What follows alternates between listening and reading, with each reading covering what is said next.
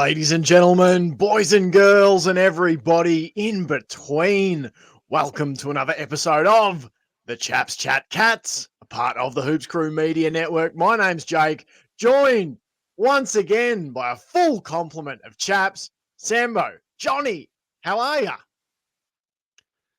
Doing very well. Pretty How are you? Oh, I'm bloody exceptional. It's nice to have the triple threat in the house. Good to have all three of us around the mics again. Nice to be back talking about a Cats win tonight on the podcast. Most importantly, we're going to jump into a bit of chatter around Geelong's round 7 victory over the Swans. That's right, not 6B. I said to Johnny last episode, Sambo, we're taking a stand on this podcast.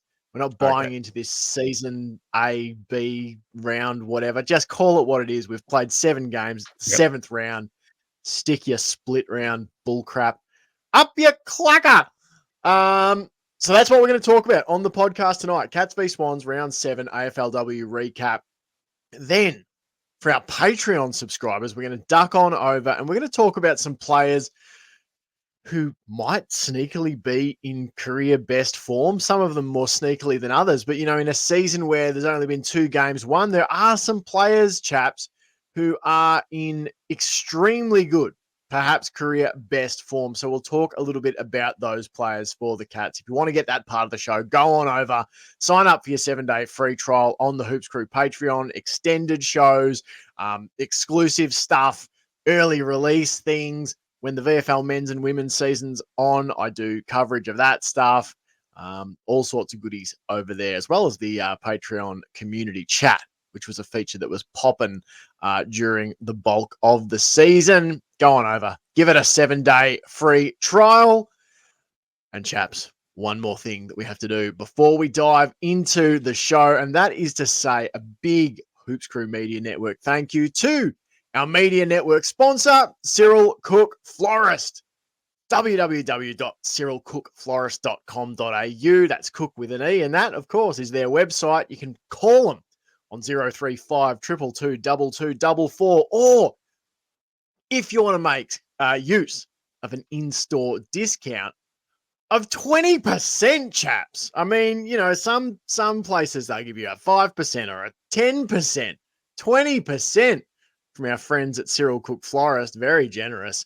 You can get that in store if you go on over and visit them at Shop 1211 Leather Street in Breakwater. Tell them that the Hoops Crew sent you and you will get 20% off your next in-store purchase.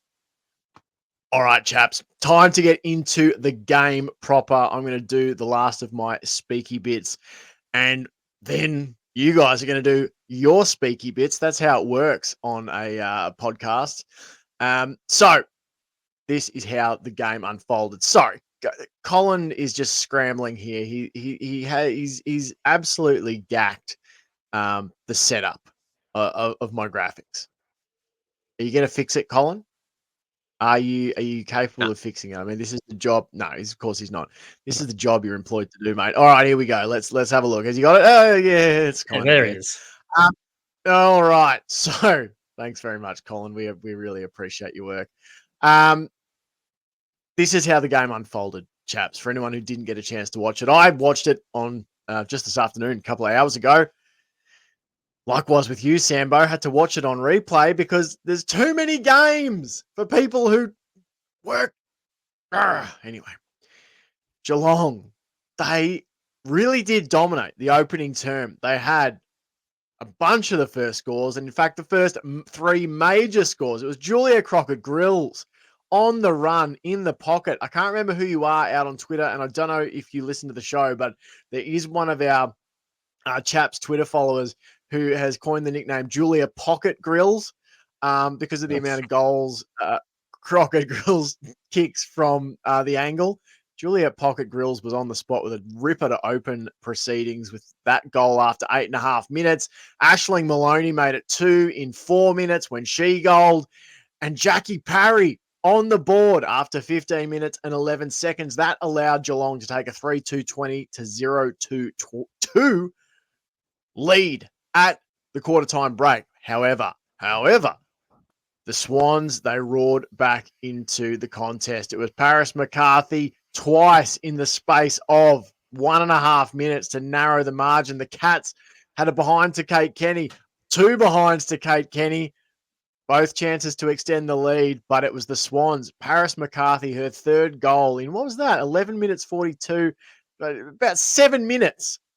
3 goals in 7 minutes for Paris McCarthy. And the game was back to under a goal. The Cats had a flurry of behinds to end the first half. Michaela Bowen, Aisling Maloney, Shelley Scott, a rushed behind, and Georgie Prasparkas.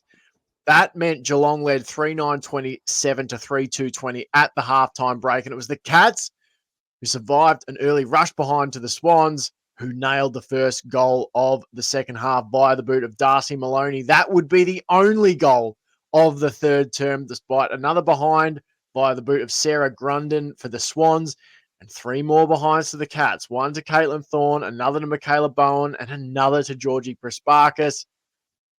Final term started. You thought the Swans might have another charge in them. The Cats did their best to keep that at bay. Aisling Maloney goaling after 1 minute and 13 seconds of the final term. Won a great holding the ball tackle and slotted the resulting set shot. I believe that was the one anyway. Jackie Parry had a chance to put it beyond doubt and beyond 20 points. She only managed to extend it by 1 point from the set shot. 1 goals 2 for her up to that point. And then the Swans came storming back. A goal to Bella R. Smith, not Bella K. Smith, out of the ruck. Beck Privatelli, a goal. And then Alexia Hamilton put the margin at just 4 points with plenty of time left. We're only about midway through the final term. The Swans, they did the only scoring in the final sort of 9 minutes. That was to Brooke Loughlin, who had a behind. But that was the end of the scoring. The Cats cling on to win 5-14-44 to 6-5-41. Sambo, you've not had a chance to talk much on the podcast recently, so I'm going to come to you first. Then Johnny will transition to your thoughts. What were your initial takeaways from the match on Sunday, Sambo? Yeah, it was just a bit of a strange experience, to be honest. I just, like you said, too many games, and I've just not had time to sink my teeth into any of the W games lately, which has been very frustrating. It's why I haven't done the pod. I either flat out haven't had the time to watch them beforehand, and so I didn't want to, or wasn't able to. And then other times I'd watch them, but just didn't feel like I'd analyzed or absorbed anything. So just didn't feel like I could give it its just desserts.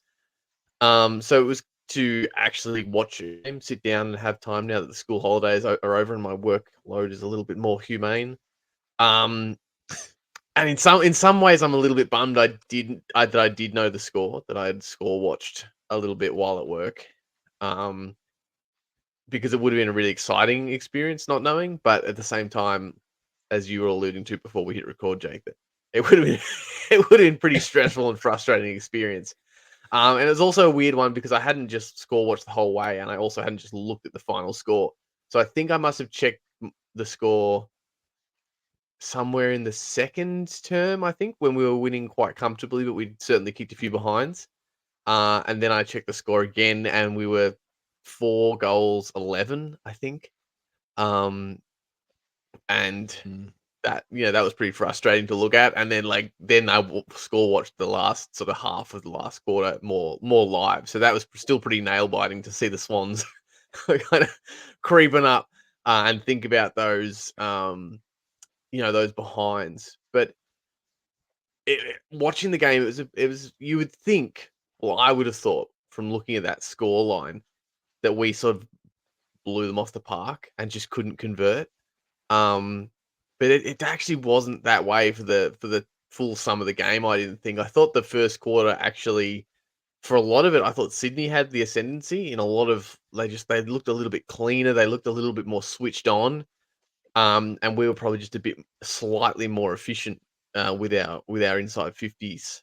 Still not that efficient, but slightly more efficient, and probably also just efficient with our ability to get it inside 50. Whereas around the ground, the Swans I thought looked really dangerous, and not knowing the score, I probably would have been quite nervous, thinking that the game was a little bit beyond us.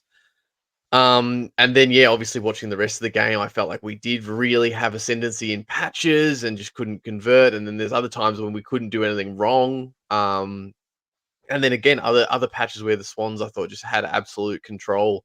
And we were hanging on for dear life, not just in the last quarter. So it's a very strange game. I thought I don't think I've watched a game where I've had less of a clear idea of who the clear better side was for the total sum of the game. Like you've got the stat on the website that's like the time in front. That stats can sometimes be good to look at, but with this one, it's really like I'd much rather see some kind of stat that was just like time while looking better, like which team, because I thought both teams looked really good in patches and then quite ordinary in patches. So yeah, it was a bizarre game, I thought. Johnny? Yeah, really was an interesting game. I also watched a replay on Sunday after family guests had left, and I also checked the score. Did one score check while I was at work and saw that we were 20 points 2 up, and I was like, oh, wow, what a start. And then I saw the final score and I was like, oh, what happened? What did the Cats do? What did Sydney do? They really turned it on, and we just scraped away for the victory. And yeah, it was a interesting game. It was a fairly tough one to watch, as you guys said. It would been tough to watch that live. It would have been a very frustrating game to watch live. But knowing that we had won, could have sort of just ease back a bit and go, oh, yep, we've got this. We've got this in the bag at least. But yeah, it's just that conversion is really killing us at the moment. That game could have probably been over roughly nearly at halftime if we had converted all those goals, which again, you could easily say that they probably should have at least converted half of those 14 behinds into goals, if not more. So yeah, it was just frustrating. Again, a frustrating win, one where I thought the Cats had good control for most of the game. We just couldn't put them away. And I kept thinking, if I was watching this live, it would be very torturous to watch that unfold. Going, just get one of these goals. It's going to cost us big time. And then we did. It was very close to costing us another victory and another slight chance of getting into the finals. But yeah, I think it's a tough one because it's a really good team. They've got really good players. The forward line, I think, is working really well together now, but we just can't get the reward for all the effort they're putting in. And I feel like you can really see that affected them during the games is they're not getting the reward, and it's like, keep putting all this effort in, we're not getting the goals. And then obviously that spurs on the opposition, and then they come back, charging back, and nearly snatch another win. So yeah, another frustrating game, and I think they would be feeling pretty much the same, just really frustrated that they couldn't put this away earlier. It's a really weird one, isn't it? Because in some ways, the sort of relief after a win like that. I felt like in some ways, if we had a lost this, sometimes, when a game gets close at the end, you're sort of going, oh, Geelong, they'd be undeserving, of copping a loss here. But then I sort of thought about it on the balance and I thought, wow, geez, we've had our chances and executing inside forward 50 is meaningful. And so it was hard to say categorically that, the Swans wouldn't have deserved to win had they done so. I mean, after the first quarter, we kicked 3 goals 20 to their 2 behinds in the first term. After that, we kicked 2 goals 12 to their 6 goals 3. And, some of them are chances, they're half chances. So you're always going to kick some behinds. But And some of them Geelong were close definitely misses, like hit the post a couple of times, Yeah. et cetera, Yeah. like something, but like, you know, I know what you're 100 saying. 100%. But then just some were like, you know, we got to nail those. And I'm sure, you Yeah. know, podcast Bozo says we need to nail them. It's just like the players, you know that they would back themselves more often than not. It's just, I felt like, you know, my big takeaway, I suppose, was it's great to win, and sometimes you have to find a way to win during an imperfect performance, and that was definitely an imperfect performance. And I suppose bizarrely, you know, a stat that you could look at is the weight of scores were a real winner for Geelong in the end. We had 33 inside 50s for 19 scores, well over, you know, sort of that, you know, 50% of inside 50s turned into scores. It's just that we could have saved ourselves a bit of sweat, I think, had we just popped another couple through, and it probably would have broken Sydney's back a bit. Yeah. Yeah. Yeah, and just conversion, like, not even into goals or scores, but just from, like, normal disposals as well. Like, I don't know exactly if our turnover game was really bad, like, on the whole, or like, you know, our disposal efficiency, the stat doesn't look too bad overall. Um, but I think it's one of those games where there was some real shining moment. Like, there were some shining moments, and there was a lot of moments that just went well, and then there was a few moments that were just really, um, I don't know what the word to use is that doesn't sound super negative, but some really obvious errors, I Mm. suppose. And sometimes they would come like 3 or 4 in a row, and that might be it. It might be just a minute and a half, you know, 90 seconds of a couple of bad decisions, and then a whole quarter or like 10 minutes without a bad decision. But I think just you know, from a psychological standpoint, me watching it, it felt like a really error-ridden game because of there was these patches. Like the one that I'm thinking of specifically was Megatron sort of floating around the defensive 50. I can't remember if it was the third or the fourth quarter. It was certainly later in the game. And I reckon about 3 times she got it and handballed it, and it got smothered, and then she ended up back with it somehow. Like, she, you know, someone took an intercept and got it to her, and she handballed it, and it was smothered, and there was a big tussle, and a Sydney player came out with it, and Kearns came through and just absolutely demolished her, which was great. But like, that was a really good moment, and these are just all learning experiences. But like, Kearns, you know, did a great bump and, you know, then regained possession of it. But then the player she handballed it back to was straight back to Megatron, who had just had an error and was Mm. kind of like backpedaling to get out of traffic. And so she was in traffic and she handballed again and got smothered again. And I think we actually, like, Cost, again, just great. I think It they did got go a through for a goal yeah, or they got a goal off that behind at one. least. Yeah, and you kind of went, oh, it's so annoying because there's so many good moments in there. But then Mm. there's these 3 glaring kind of like, oh, like, it's so hard to, you know, I mean, armchair expert watching and going, oh, there's a free player over there. So it's all very It's easy to sit back. But just there was those moments through the game where you're going to go, there's some fundamentals going wrong. I don't know if it's communication. I don't know if it's just that kind of like indescribable team synergy where you just know where each other are. Mm. You know, you're communicating, but you're also communicating without communicating. Like, I feel like this season, Yeah. there's just a bit of that that's not quite where it was last year, and I feel like we're selling ourselves into traffic, and you know, just not always hitting up the right player, and obviously that goes with the, you know, not always converting the kick, not always getting the best inside 50, but also just sometimes when when we're in a handball chain and you go, it's just probably not the no ideal player to have handballed it to there. It might not always go badly, but sometimes it just looks like, and I'd say, just trying to check stats. I felt like we overhandled it a little bit sometimes too. Um, Agree. which where are we at? 109 109. handballs. Yeah, it's a lot. That's a lot of handballs. it is a lot. Season average 99.7. So that's, you know, still, I suppose, reasonably that would be on a higher end, I would guess. And we're still, you know, 11 more than that.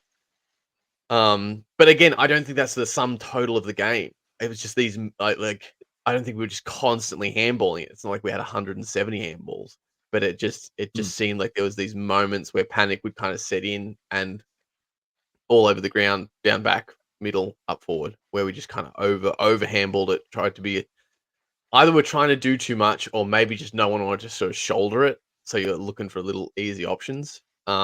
It's happened a Yeah. lot the last few games where they've had really good control, and then they just seem to have these moments of that's having those panic moments where they overhandball or take the bad option when they're kicking, or just kicking a bit too long or to an outnumber. I've noticed that a lot the last few weeks, and this game as well. And coming out of defence, it's always been a real struggle to get out of defence, and they always tend to go to the outnumbered player who's got one who's on the by themselves with 2-3 Swans around them, or 2 or 3 other players around them. It's like it's a really interesting decision. Is that just get it out of defence to relieve a bit of the pressure, or is no one else really making options for them to pass it, or is it that they know they've not been marking the best the last few weeks, where they've been dropping a lot of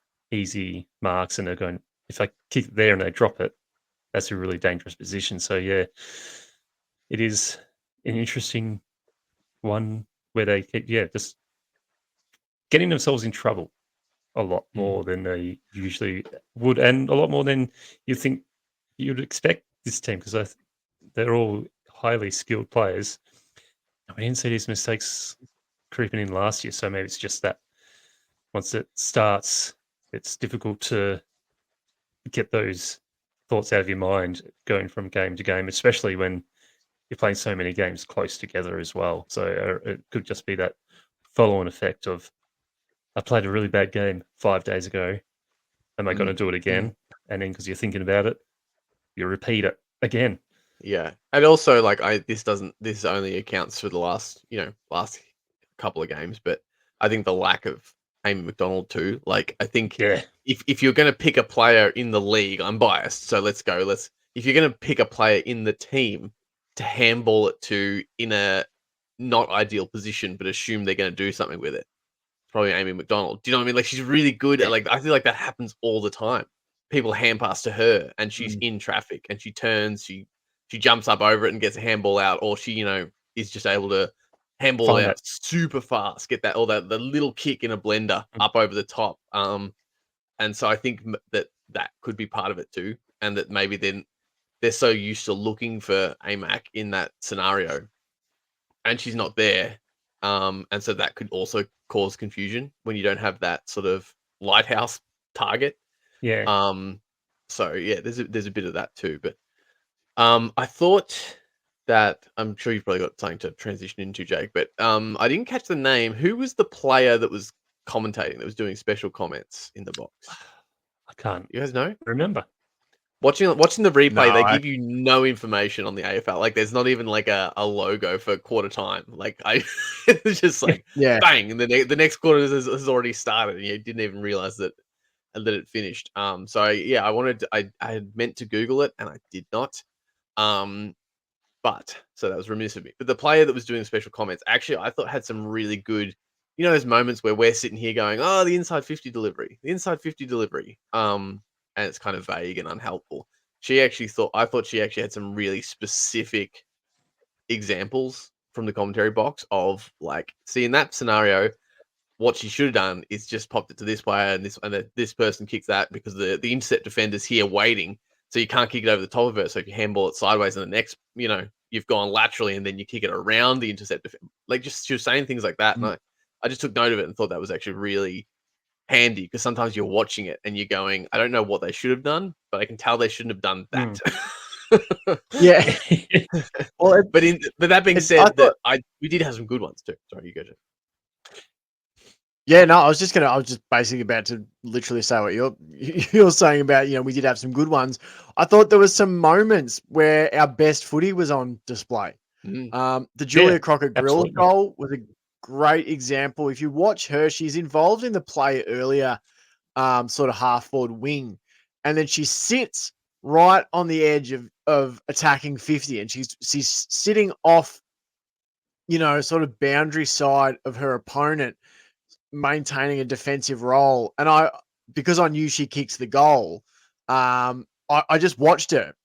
I sort of had an idea of when she was going to kick it. And so I watched what she did, and she just waited. And as soon as the ball broke out of congestion and came sort of to her side of the attacking 50, she bolted into space and, quick hands and just finished it like an absolute star.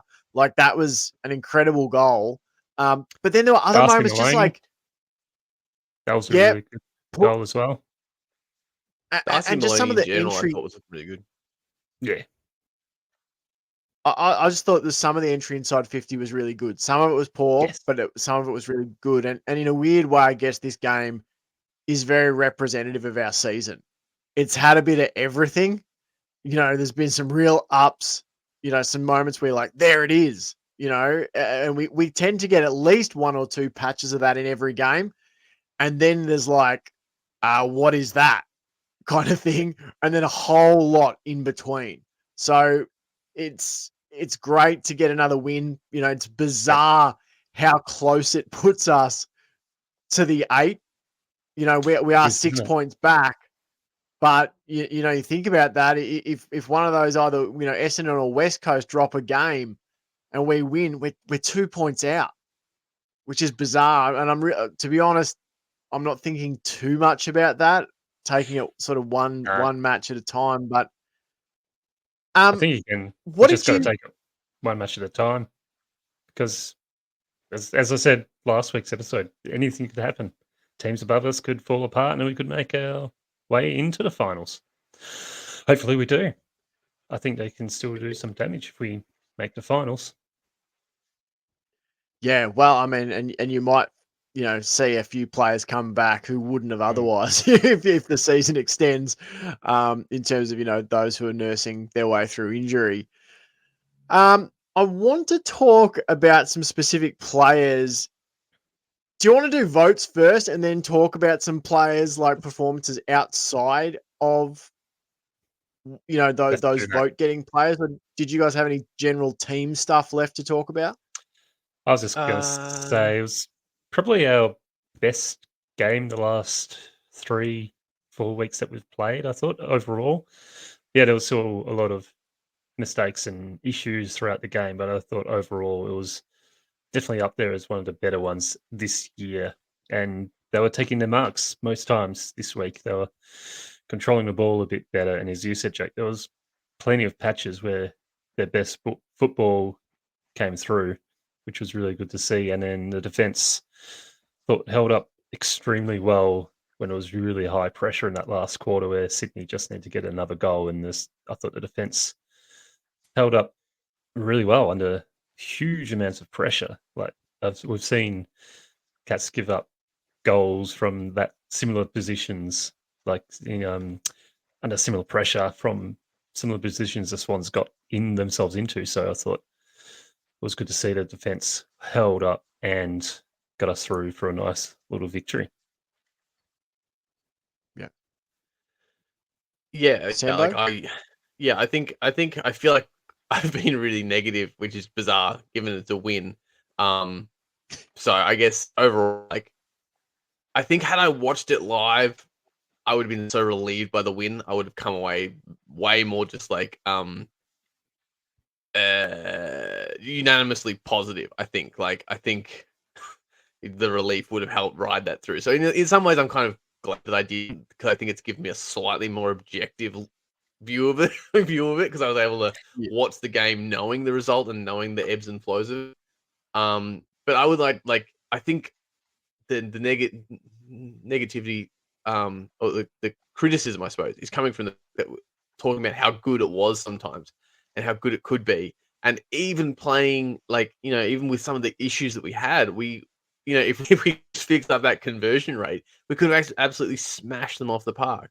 So if we could fix up our conversion rate and some of those fundamentals and just that team synergy and like the like if it's communication or if it's understanding of roles and each other's roles and that kind of stuff, like I do think we could be one of the best teams in the whole comp.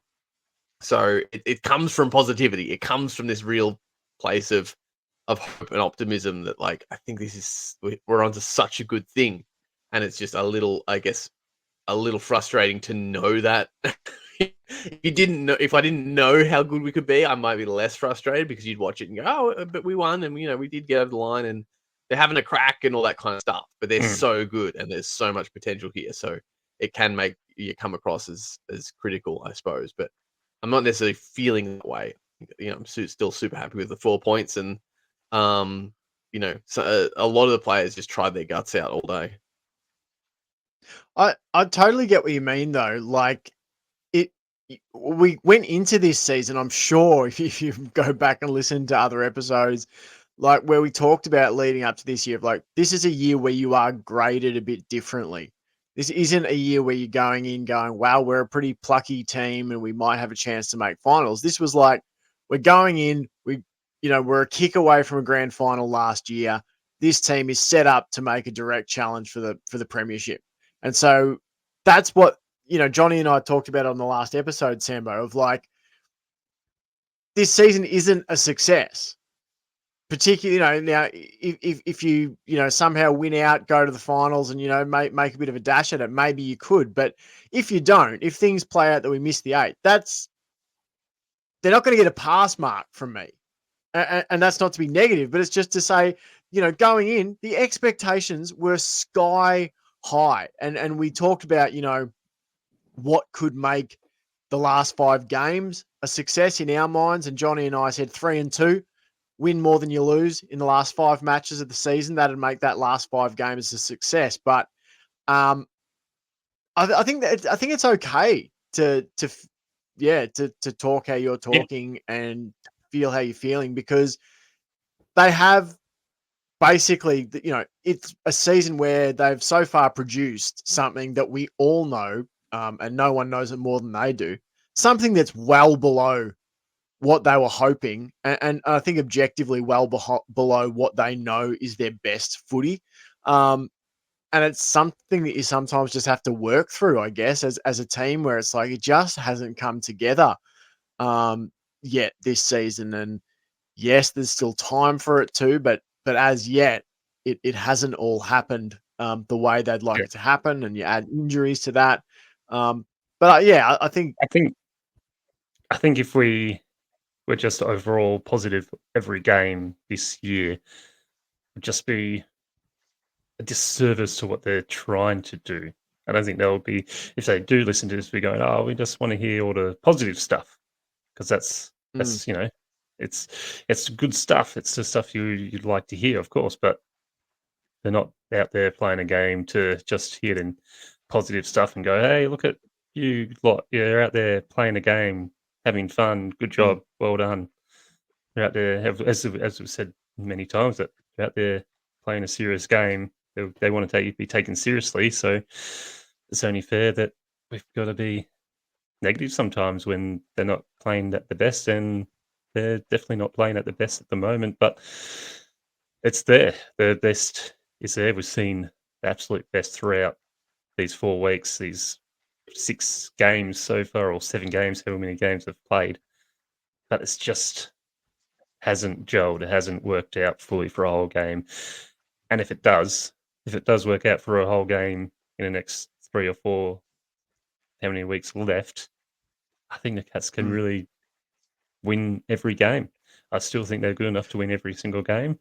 They've just got to find out the reason why they're not connecting as a group at the moment. And I've got, as I said, every single week, I've got full faith that they'll find it. But until they do, I think, we got to talk a bit negative, because otherwise it's just wouldn't be right.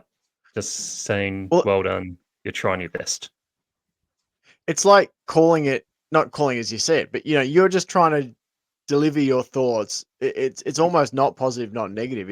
It's just what it is. Like, I had a Twitter interaction with someone the other day where I can't remember. It said something about Mitch Hardy and the fact, someone had commented that Mitch Hardy was delisted and yet won the VFL men's, best and fairest for the Cats. And I said, well, reasons X, Y, and Z, I think it's pretty obvious why it's been delisted.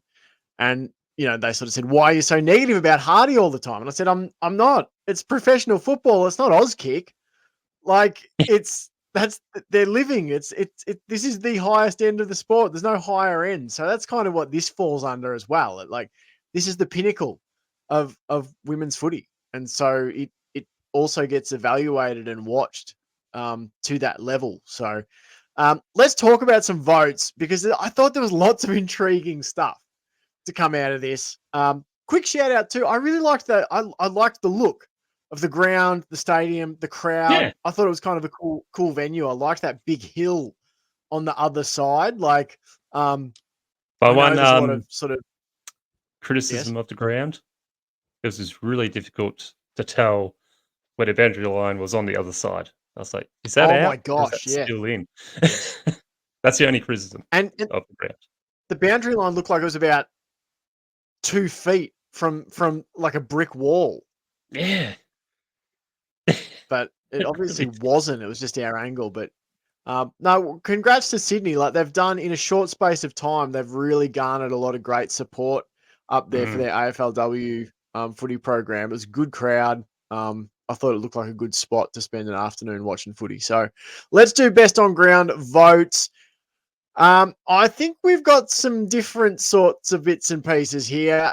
Johnny, lead us off with your one, and then we'll give you ours. Rightio, let me just for sure.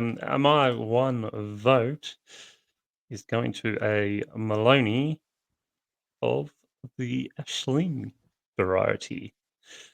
Yeah, just another pretty good game by Ashling Maloney. I feel like she's been a good shining light throughout these last few weeks, keeping us into games, getting us those goals, and just being the Irish fun loving self, looking like she's having a great time out there, enjoying the football, enjoying the Cats, and yeah, like really driving. I feel like she's a really driving force behind the Cats, trying to get in as many victories and just keeping it positive as much as she can.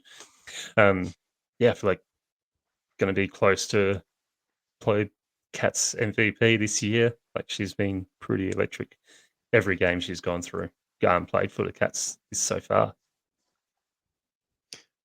Love it. Sambo? I also have Ashley Maloney. I think the thing that I liked I found votes really hard this week. Just a side note, I just Yeah. had so many players that, and then this in a good way. I had so many players that could have been in there, and it's rotated out, and they've changed who was 1, 3, 2, and so many players have been in and then out over the course of the last sort of 4 hours since I watched it.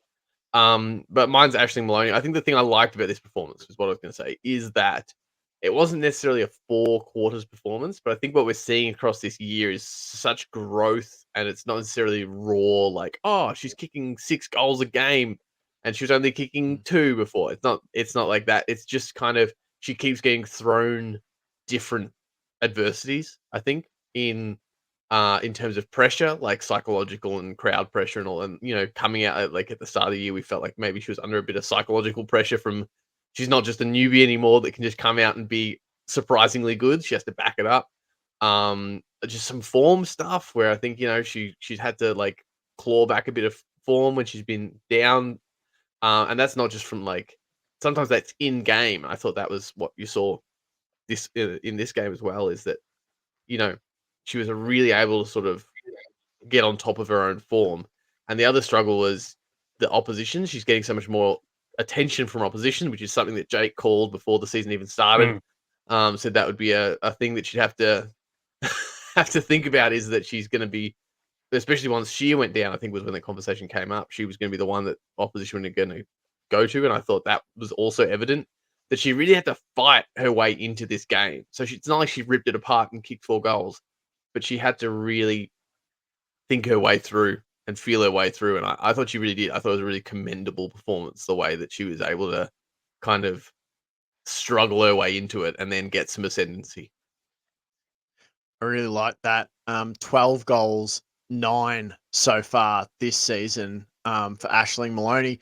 It's a great point to bring it back to, of like, we may be better off when Chloe Shear gets back for Aisling Maloney having had this time as like that spearhead who gets the attention of the best defender, because now as a defense, who do you cover? If Shear and Maloney's back, and I mean, Parry's been playing exceptional footy as well, but like Aisling Maloney, I think, is being made a better player and to learn even more quickly than she already does by the extra attention she's getting. So no, totally agree with you on that.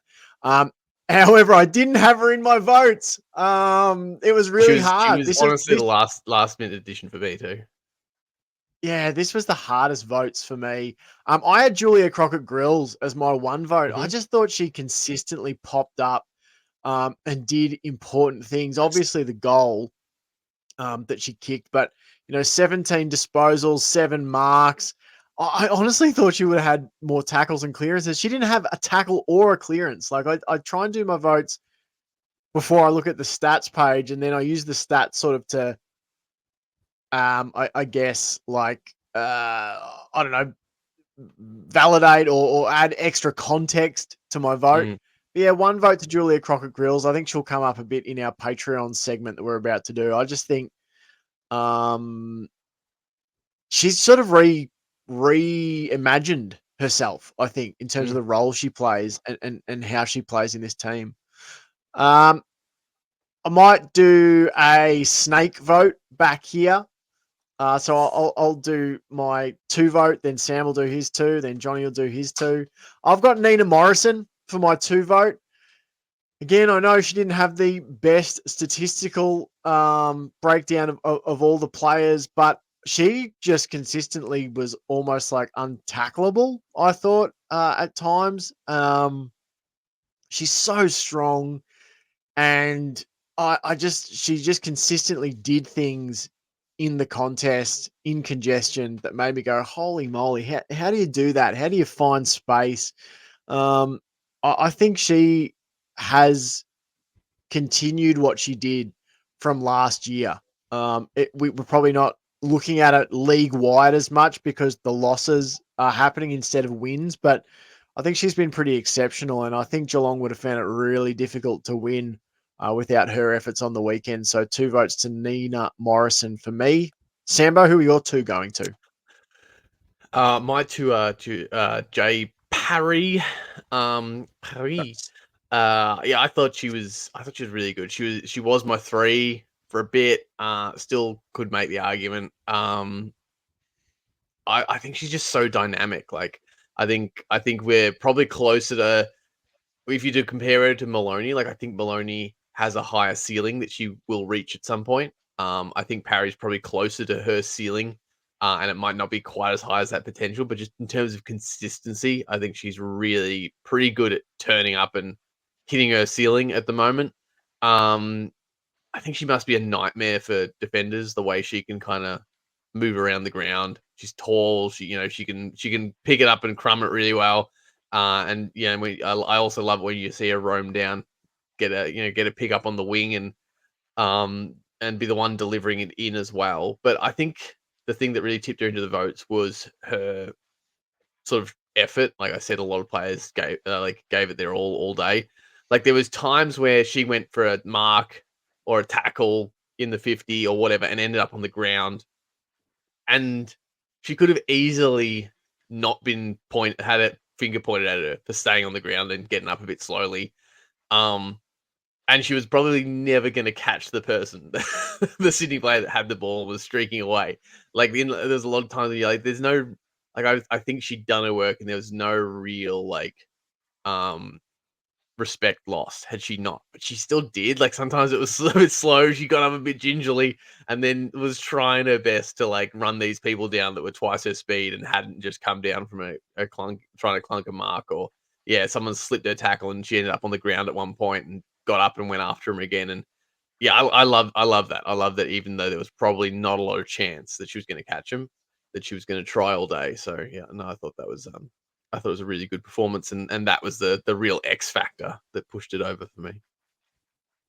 Love it. Johnny, your 2? My 2 are going to the other Maloney, Darcy Maloney. I thought Yeah, really good. She was in my Excellent votes at one game. point as well. Won a game that we'd all, I reckon, been hoping that she would produce at some stage this year. And she produced it this game, and there was some, like, it wasn't the entire game where she was outstanding. She had obviously her lulls, as everyone does, but the moments when she impacted a game was just outstanding. Like a few excellent tackles, lots of run, the goal in that third quarter to get it back with the back our way by, let me just see the, what was it, the third, third quarter to get it back over 10 points really helped the Cats just gain that little bit of momentum, and it was a really classic goal. Could have had two, but just missed that second one. Yeah, a game I'd been hoping she'd be able to produce, and she produced it in a pretty important game, and hopefully she can take this and go into the next week. And again, showed why you don't mess around with Darcy Maloney. Another player tried to go at her, and she went right back at him, and I thought there was going to be a bit of a fight. Another player was going to be on the ground, arms up, going, "Ah, don't hurt me." But this Swans player was a bit tougher than that other player. But yeah, just those critical moments from Darcy Maloney were pretty impressive and big reasons why we were able to get away with this victory.